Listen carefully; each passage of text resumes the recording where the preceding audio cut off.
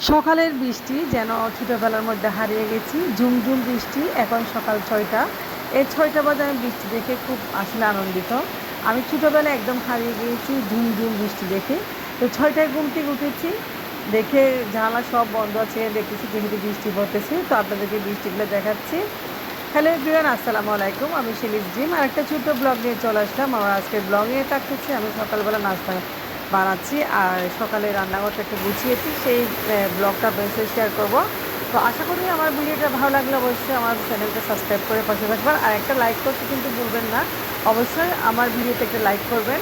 তো দেখেন এদিকেও বৃষ্টি পড়তেছে, ব্যালকনিতে গিয়েছি, গাছগুলো একদম ঝুপ ঝুপ বৃষ্টিতে কেমন জানি খুব সুন্দর লাগতেছে। বিশ্বাস করবেন না, আমার এতদিন ভালো লাগছে আজকে সকালে বৃষ্টিটা।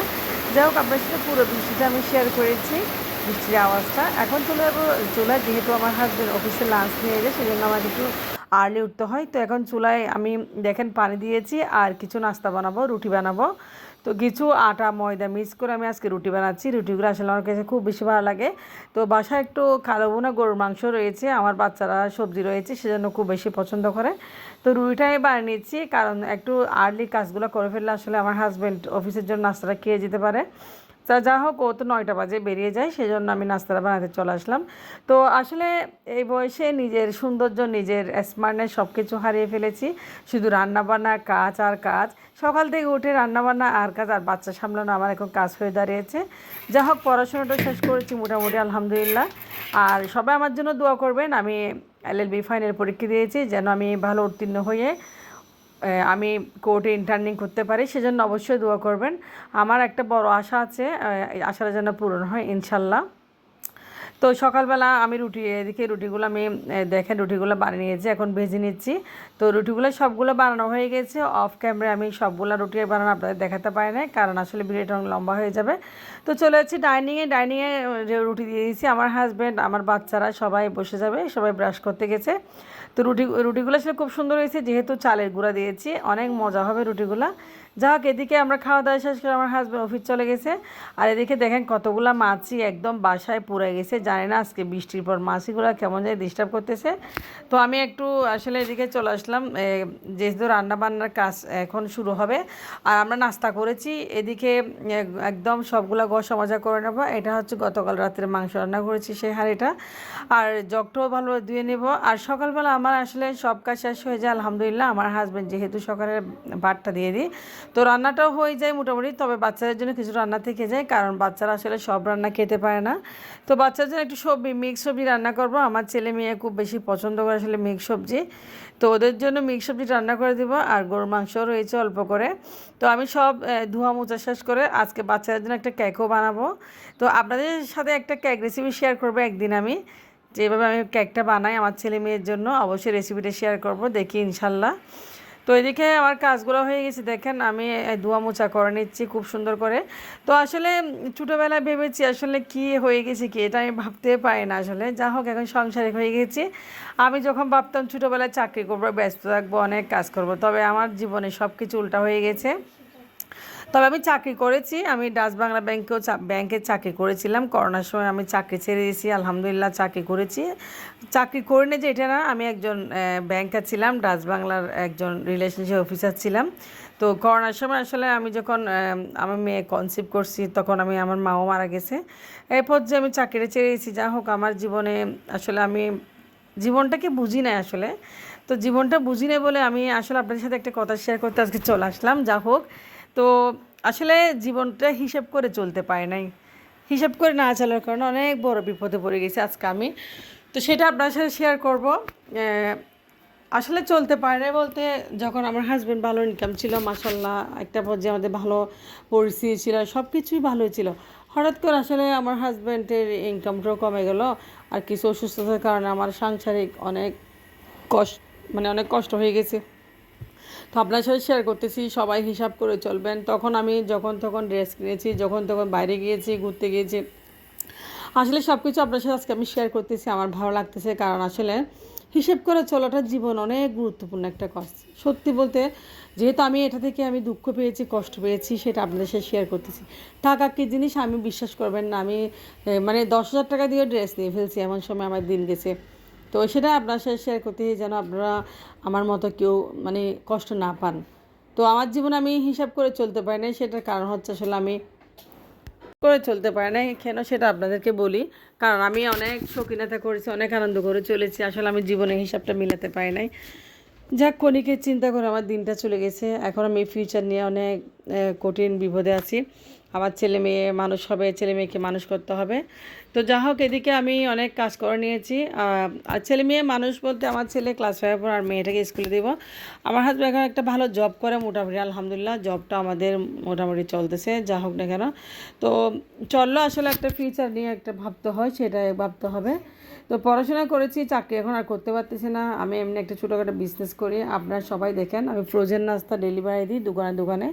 তো এটা আমি লজ্জার বিষয় মনে করতেছি না, কারণ ওই ইনকাম দিয়ে আমি আমার সংসারে এখন অনেক সাহায্য সহযোগিতা করতেছি আমার হাজব্যান্ডকে।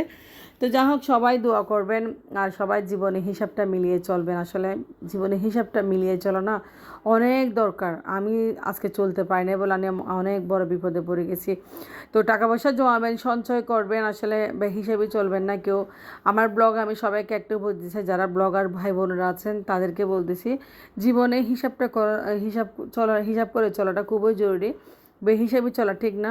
টাকা পয়সা যতই থাকুক, আসলে হিসাব করে চললে সব কিছু ঠিক থাকে। আর আপনার টাকা পয়সা যতই থাকুক, আপনি যদি হিসাব করে না চলেন, আপনার টাকা পয়সাগুলো যাইতে 2 দিনও লাগবে না। তো এদিকে দেখেন, আমি কথা কথা আপনার সাথে একটু শেয়ার করতেছি। এদিকে হচ্ছে রান্নাঘরের কাপড় আর লুসনিগুলো একটু ময়লা হয়ে গেছে। এগুলো একটু মানে হুইল পাউডার দিয়ে আমি ভিজা দিয়ে দিয়েছি খুব সুন্দর করে। দেখেন এখন এগুলো একটু ধুয়ে নিচ্ছি, খুব ময়লা হয়ে গেছে আসলে এগুলা। তো এই জন্য পরিষ্কার করে দিয়েছি, কারণ তেল তেলে চিটচিটে হয়ে যায়। আর সকাল থেকে রান্নাঘরে কাজ করতেছি আজকে, কারণ রান্নাঘর একদম ডিপ ক্লিন করতেছি, একটু খুব পরিষ্কার করতেছি। আর এই গাছগুলো যেগুলো দেখতেছেন, এই গাছগুলো আমি সরে ফেলবো, এই সরে নতুন গাছ লাগাবো এখানে, সে ভাবতেছি। আমি একটু গাছ বেশি পছন্দ করি, সেজন্য আমার রান্নাঘরেও গাছ। যাই হোক, আমি সবগুলো ধুয়ে মুছে নিচ্ছি, দেখেন খুব পরিষ্কার করে নিচ্ছি, একদম একদম ক্লিন হয়ে গেছে।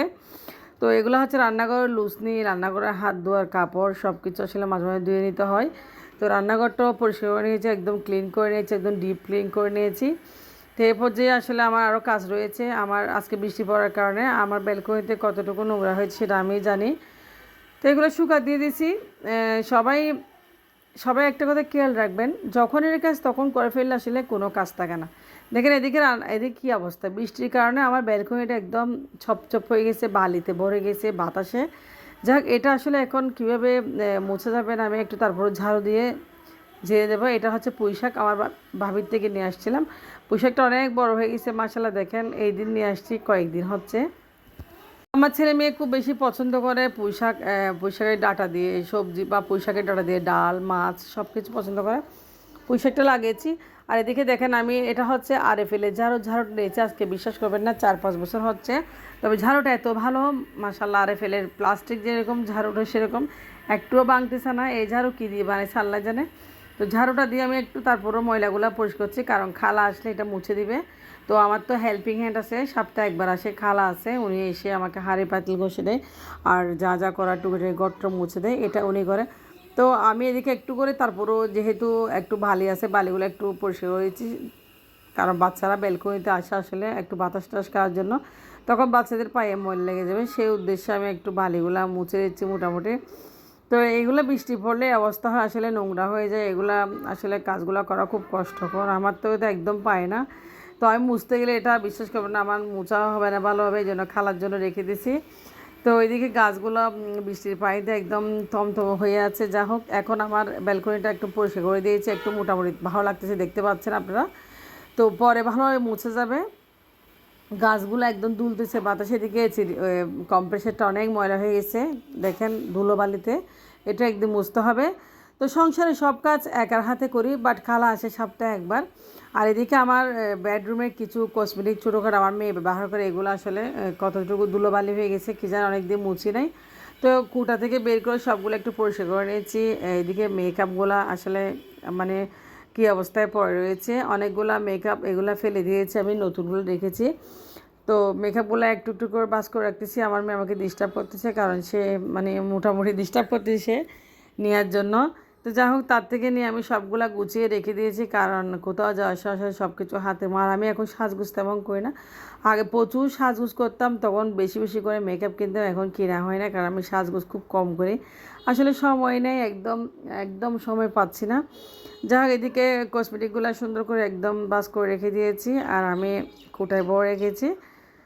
তো ওয়ার্ডের উপরটা একটু পরিষ্কার হয়েছি। আমার ছেলে খতনা করেছে, আজকে 7 দিন হয়ে গেল। আমার ছেলের কাছে গোসল করবো, আলহামদুলিল্লাহ। যা হোক আমার ছেলে সুস্থ হয়ে গেছে, সবার দোয়াই আলহামদুলিল্লাহ। ওর শুকায় গেছে, একদম সুস্থ হয়ে গেছে। তো অনেক সময় অনেক ছেলে খতনা করলে সে দেরি হয়, আমার ছেলেটা মাশাআল্লাহ খুব সহজে হয়ে গেছে। যা হোক আমার কাজকর্ম শেষ, আমি কাজকর্ম শেষ করে এখন রান্নাতে চলে যাব। যেদিকে ওয়ার্ডরোবটা একটু মুছে নিয়েছি। তো আজকের ব্লগটা আসলে আপনারা দেখবেন অবশ্যই। অফ ক্যামেরা আমি বাজিটা রান্না করে নিয়েছি, সবজিটা দেখেন আমার ছেলেকে বাদ দিয়েছি। আজকের ব্লগটা একটু পর্যন্ত। আল্লাহ হাফেজ, আসসালামু আলাইকুম।